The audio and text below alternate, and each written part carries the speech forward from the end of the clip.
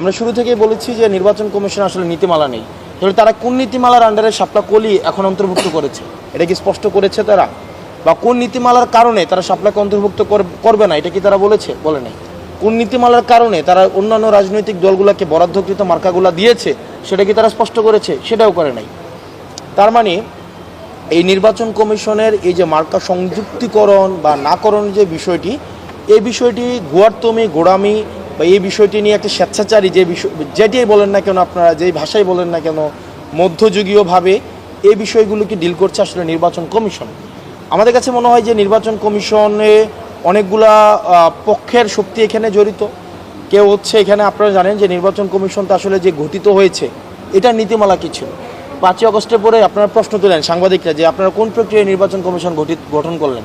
এই নির্বাচন কমিশনে তো গঠন করা হয়েছে, বিএনপি বলেছে আমাদের পক্ষ থেকে একজন, জামাত বলেছে আমাদের পক্ষ থেকে একজন, আর্মি থেকে ওখানে একজনকে দেওয়া হয়েছে। তার মানে এটাকে ভাগাভাগি করে নিছে, মানে কেকের মতো, বার্থডে কেক যেভাবে ভাগাভাগি করা হয়, নির্বাচন কমিশনকে ভাগাভাগি করে যার মতো করে এখানে স্টেক দিয়েছে।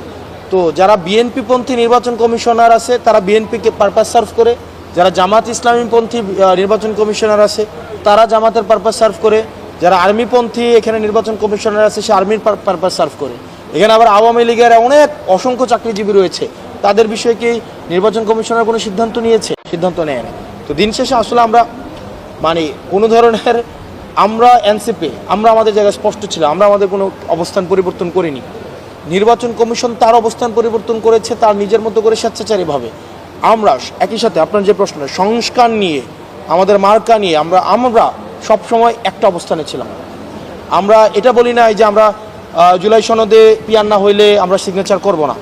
আমরা এটা বলি না যে আবার এরপরে গিয়ে আবার সিগনেচার করছি। আমরা কি এটা হয়েছে? সারা বছর বললাম পিয়ার না হইলে সিগনেচার করব না, কিন্তু আবার সিগনেচার করছে। বাংলাদেশে এরকম রাজনৈতিক দল আছে না?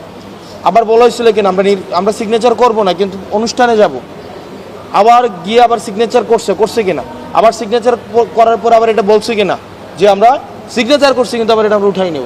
কিন্তু আমরা শুরু থেকে আমরা আমাদের অবস্থানে স্পষ্ট ছিলাম। সংস্কার নিয়ে, শাপলা নিয়ে আমরা আমাদের অবস্থান অপরিবর্তিত রয়েছে। আমরা যেটা চাই, ভাই, যদি আপনি আমাকে শাপলা বরাদ্দ না দেন, আপনি আমাকে সেটা ব্যাখ্যা দিতে হবে, সেটা আইনগত জায়গা থেকে ব্যাখ্যা দিতে হবে, সেটা রিটেন ব্যাখ্যা দিতে হবে। এটা তো আপনারা দেখেছেন নির্বাচন কমিশনের সেখানে বলছে কেন ব্যাখ্যা, মানে কেন শাপলা দিব না, এটার কোনো ব্যাখ্যা দিব না। মানে এটা কি আপনি মানে এটা কি কোনোভাবে মানে সম্ভব? এটা মানে আপনার প্রতিষ্ঠান, এটা কি সাংবিধানিক প্রতিষ্ঠান, জনগণের প্রতিষ্ঠান না? জনগণের টাকায় চলছে না, আপনার টাকায় চলছে না? আপনার এই প্রতিষ্ঠানের জবাবদিহিতা নিশ্চিত করার দায়িত্ব এটা আপনার না? কিন্তু এই প্রতিষ্ঠান আপনাকে বলছেন এই সিদ্ধান্ত আমি কেন নিয়েছি, সেটা আমি আপনাকে ব্যাখ্যা দিব না। তো ওই ব্যাখ্যাবিহীন রাষ্ট্র, এটা 5ই আগস্টের আগে ছিল, হাসিনা যখন চালাইতো তখন এটা ব্যাখ্যাবিহীন রাষ্ট্র চালাইতো, জবাবদিহিতাবিহীন রাষ্ট্র চালাইতো। কিন্তু 5ই আগস্টের পরে এই নির্বাচন কমিশন যদি মনে করে থাকে যে তারা জবাবদিহিবিহীন কোনো একটি সিদ্ধান্ত নিয়ে নেবে আর আমরা সেটাতে মেনে নেব, তাহলে সেটা সম্ভব না। ধন্যবাদ। আর সংস্কারের বিষয়, অবশ্যই আমাদের সংস্কার কার্যক্রমের অগ্রগতি হয়েছে, এখন সেটা বাস্তবায়ন। আমরা কন্টেন্ট, এখানে দুইটা বিষয় আলোচনা, একটা হচ্ছে কন্টেন্ট অফ কনসেনসাস নিয়ে কিন্তু একটা পর্যায়ে পৌঁছাইছে আমাদের। এখন যেই বিতর্কটা তৈরি হয়েছে সেটা হচ্ছে implementation process of July charter, আমরা কিভাবে সেটা বাস্তবায়ন করব।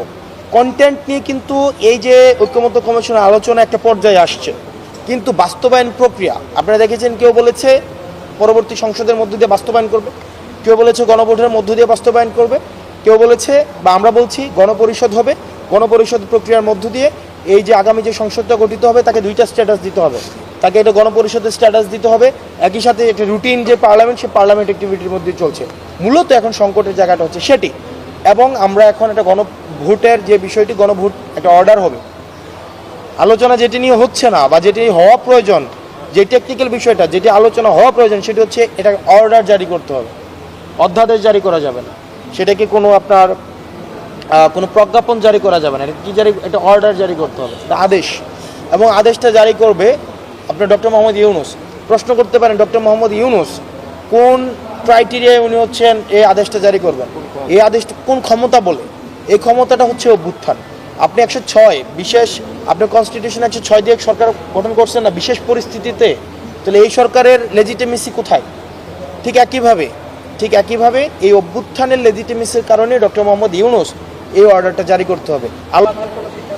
আচ্ছা দেখেন, জোট বা এই বিষয়গুলো যারা সংস্কারের পক্ষে থাকবে, আমরা তো বলেছি সংস্কারের পক্ষে থাকলে আমরা আমাদের কাছে সাথে আসবে, আমরা তাদেরকে নিয়ে জোট করব, সিম্পল।